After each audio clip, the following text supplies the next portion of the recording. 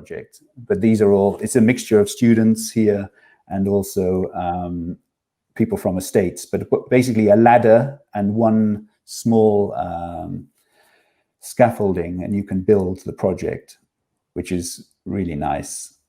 Because even though this is a space of remembrance, that moment of contemplation and has a certain, you know, is aided when you have a certain scale, and this the internality of this space. And if you take away a chair and you create a window, it allowed you to contemplate that it framed a view which allowed you to contemplate that element, which sometimes would get lost in the whole kind of wonder or the spectrum of the cathedral ruins. So actually framing a view is really important sometimes.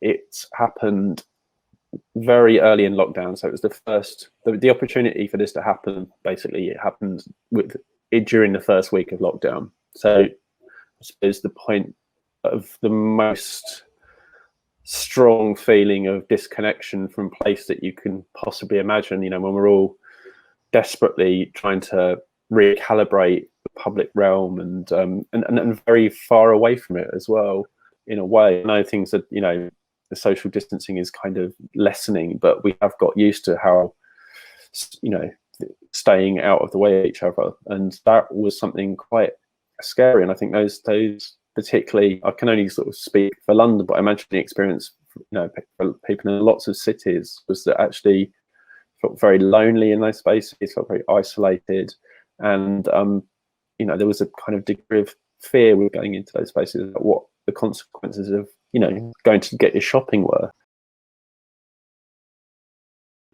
To replicate the kiosk in another form on the Leas and have it as a kiosk where kites were sold, were given away for free. And we decided to write on the kites, to give messages, a bit like Mr. Dick, to write messages on the kites about regeneration and to use kind of creative industry type critiques or regeneration critiques on the kites, so people could fly them above the kiosk and in parts of the Leas to kind of send, maybe to create a kind of just a little a soft critique of what was happening at the time with the triennial. I mean, the space was just incredible. The urban analysis was on the wall for people to come and familiarise themselves. There were 4 very long tables that could be configured in different ways. At the back of the room was an urban library, which actually people from the town came and put books in, you know, history books and sort of urban change books. And we also stocked it in conversation with the decorators. And of course, lots of events happened. All of these events came from people that lived here: poets, architects, writers, musicians, chefs. And there was an idea about, you know, mixing audiences and sort of the invitation, you know, what was the invitation and how could people think about what they wanted the town to become, you know, as it was changing in front of them. And there were mobile elements that were outside, so we could come into the space of the car park. And of course, the facade was absolutely amazing. Neviditelná osoba.